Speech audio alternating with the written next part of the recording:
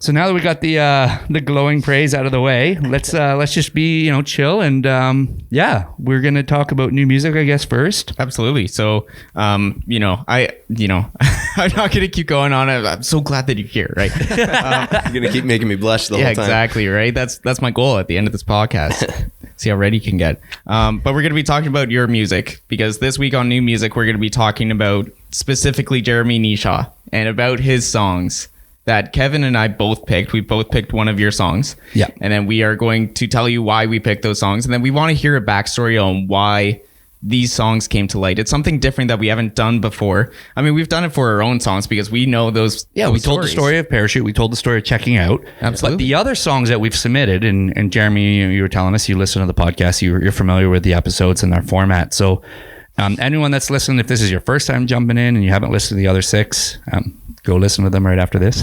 And just to give a little context, like the big benefit of this is of this segment is this is our kind of thank you to everybody else. And this is, if we could be on someone's podcast, we said it so many times, we'd be so flattered and humbled, and we would appreciate it. Even if 2 listeners listen to it, just for somebody else to pick one of our songs as their song and tell a little story. But at the end of the day, as much as we're doing our absolute best, we try to build a connection with the artists that we pick each week. And we always try to pick like an indie artist or someone that could use a little bit of extra exposure. We don't really know the backstory. We don't know the context of the song. We only know what they've presented, or maybe we don't even know the artist, right? We don't even know where they're coming from. I mean, we've known a couple. Pete, I knew Chris Niles, but other than that, like they've been artists we've never even met, right? And that's awesome, and that's part of the charm of what we're doing. But everything that we find out about them is what we find through their website or their Instagram page, or maybe a short chat on a messenger, right? So this is really cool for us to be able to actually get a little behind the scenes, like get a little, VH1, we talk behind about the scenes music, right? Inside the mind of LooPS. We want to hear about the inside the mind of Jeremy Kneeshaw. That's gonna be the whole point of this ep. Yeah, we're gonna break it apart. This is gonna be like a therapy session. By the end, he's just weeping in my arms. It's okay, buddy. It's okay. Yeah. John made you read it. It's okay. Why we got the therapy dog. We got a therapy dog. We got Jake, our official mascot, right on his lap. If you hear him in the background. So yeah, this is good. Like I said many times, this is gonna be Jeremy's diary entry. LooPS are just kind of featured in it. Yeah. If you're reading this like a book, I mean, this is the Jeremy page. So absolutely, we're gonna dive right into these songs. Jeremy's we also asked him to provide us a song as well. As is always tradition, we always bring forward a new music entry. So we've asked Jeremy to bring forward one of his songs as well, and that way he can pick which one he wants to talk about too. Yeah. So we're gonna have 3 songs we're gonna play, we're gonna discuss, and you're gonna get a little behind the scenes from Mr. Kneeshaw himself. So we're pretty excited about this. John, you want to go first? Absolutely. So I'm gonna get into it. The song that I picked for my Jeremy Kneeshaw entry is "Wasting My Time." Oh, thank you. Which is off of the Jeremy Kneeshaw album, Volume 2, which came out in 2019, I believe. Yes. So before we start moving forward and talking about why we picked the song, we're going to play a little bit of a clip right here. Yeah, we'll play it first. All right.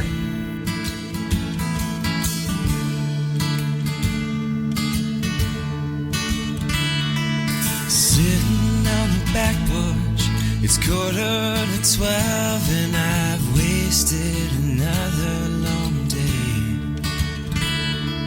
It's halfway through August, and business is slow, and my summer is drifting away. I wish I knew how to ditch this old town and to go write the legend of me. And I don't know why I try to say, 'cause I'm going on down with a fight. I got this feeling that something ain't right. As I wait for you to tell me again tonight that I'm wasting my time.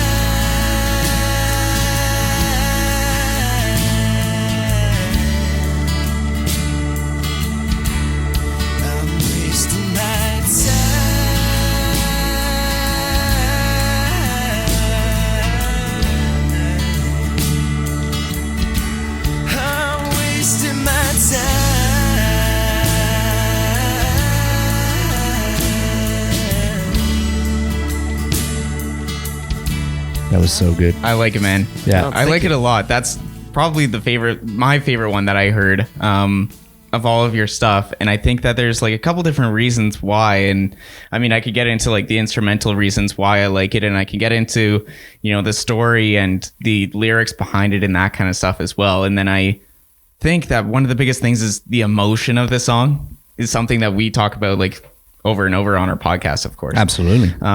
But that really swallows me up when I listen to it, because I made sure that I was listening to it like properly in like proper headphones and like just get lost in the album, right? So I was stoked when I heard that, and I'm pretty sure that's like the last song on the album. Yeah. Am I correct with that one? Yeah, it is. I'm like, dude.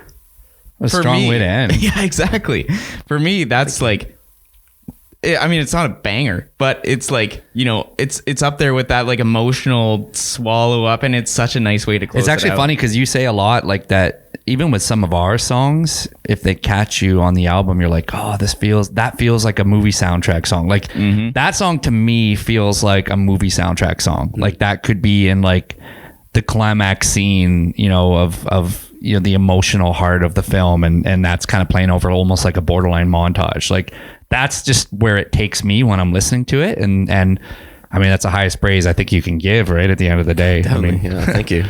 Yeah, so we want to hear the story behind the song. Like, where did it come from?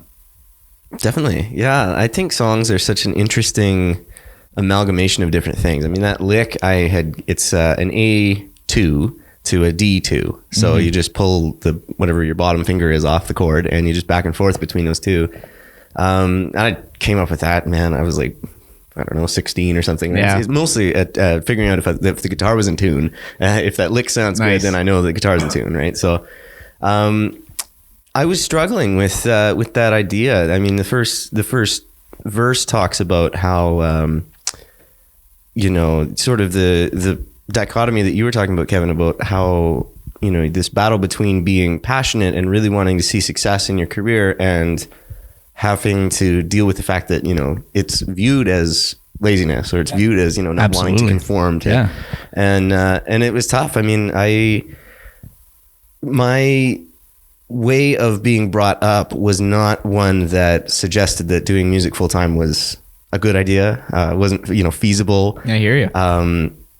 You know, get a job. You know, what are you doing? Get a haircut and get a job. Like, you know, you need to build a life for yourself, so you're not time to grow up. Yeah, like, that's just a dream. Like, come on. And so I was doing that, and I mean, it was halfway through August, and business was slow, and I was like, you know, as a gigging musician, you're like, man, that means September's coming up. That means winter's coming up. That means you know, we're on the back half of the summer already, and if I don't have things booked, you know, and so you're struggling with that. And I remember just like I was at my mom's house, just looking out of the river, and it was the middle of the night, and I was playing my guitar, and the song just kind of fell together. And I was always really torn about it, because it's just a note or two above where I'm comfortable singing, right? And you know, I didn't want to detune the guitar, because you can do that, of course, like, but it's all about those big open strummy chords, right? So I was like, so I sang it, and I've always wanted to like have a really powerful, like Alicia Keys style singer sing it, right? Yeah. But I mean, I think the emotion comes through, right? And even though I'm not super comfortable with my vocal performance, the emotion behind the song really came out in that. And that was what I was kind of hoping for, because, you know, at the end of the day, I'm not trying to be the best singer. I'm trying to play something that somebody can empathize with. Somebody can, you know, there's a feeling in the music that brings a feeling out of you, right? Well, I can relate with that, actually, because in the process of us making some different songs, there's been times where I felt as the lead singer, I'm like, this is recently, even as we were coming up with a couple, where I'm like, I don't feel that. I'm kind of just pushing myself at that one. If we drop it down, even just throw that capo down, you know, one fret, then it would be easier, and I could just power through this. And we go through it, and how many times have it been like, it just doesn't feel the same though. The same. And I'm crushing the vocals. I'm like, oh man, I could do this 10 times in a row at a show. Like, this is easy vocals now, and it's the best vocal performance. But now I've lost the emotion that's coming out just from where that sweet spot. Exactly. It's like kind of like when you're adjusting, you know, the focus on like, you know, binoculars or something, and it's like you're almost there. Oh, this is the sweet spot. Yeah. And it honestly, like, as much as I love vocals and being the vocalist, I always take that to heart. It does. It starts with the music. It starts with the melody. It starts with just, it has to capture you and pull you in. And I think you would have lost the emotional resonance if you did drop that down, to be honest. So that's so cool that you were dialed in on that. That's a good sign of like where you were maturely as an artist at that point. Yeah. Because maybe years earlier, I know you'd made your first album 2015. Yeah. Right? Well, and you were 19 at the time or something like that? Yeah. So the first album came out, 2015, and I was, just turned 19, but I had started recording that album when I was 17. And then I started recording this next one almost immediately after, but it didn't get released until 2019. So there was a few years in there where the songs were half finished and most of it was written. It was just kind of finding time to get into the studio, exactly. you know the story. And so, I mean, definitely that song came out of me when I, probably about 18 or 19, I think, when I wrote it.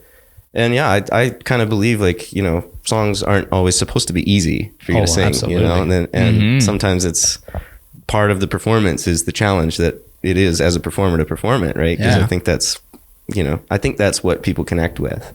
People want to feel something, right? It's not, of course, that people don't want to just be blasted with the best musician's music in the world. They want to feel something. That's what the point of music is. Absolutely. Right? Exactly. And I think that song captured that better than I could have hoped for. Oh yeah, man. Yeah. So listening to the song back, is there anything that you think like taking away from that like you might have not realized before, like in that moment, or is there anything that you wish you might have like done a little bit differently now that we're talking about it? Do you wish you did it like a half step down or something like that and detuned it?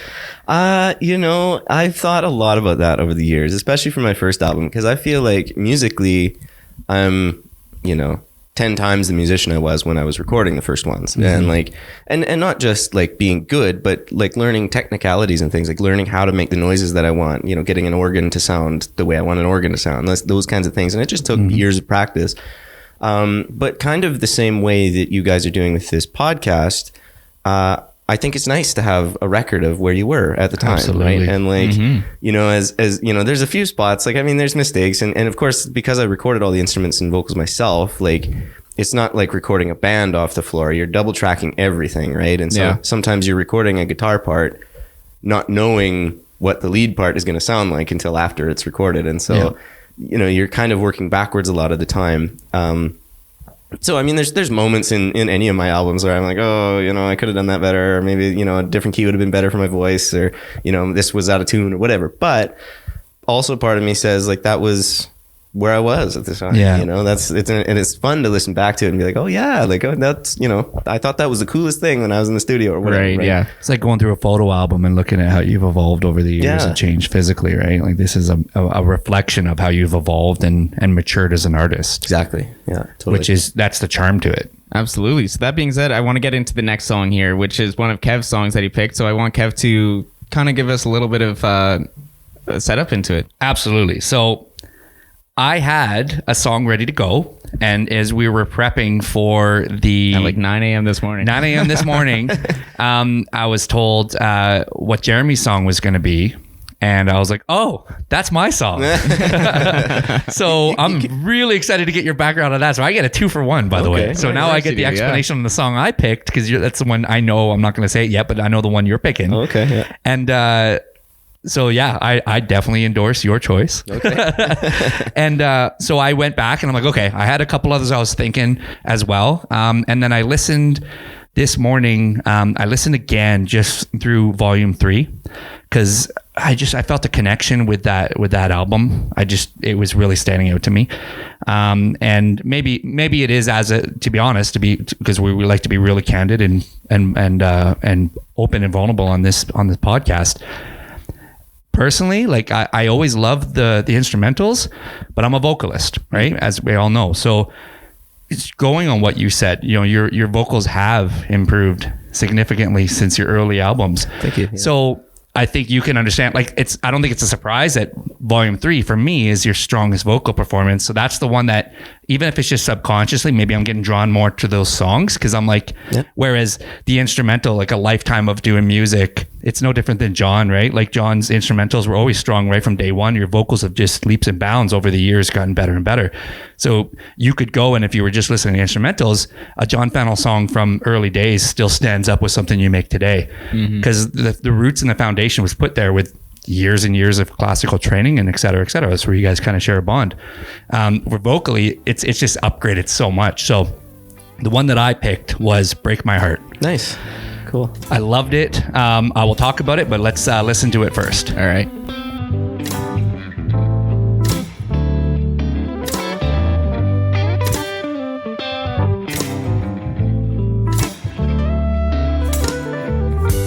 All the best music comes from heartbreak. All the best lyrics come from blame. I really don't know how to tell you this, darling, but I can't remember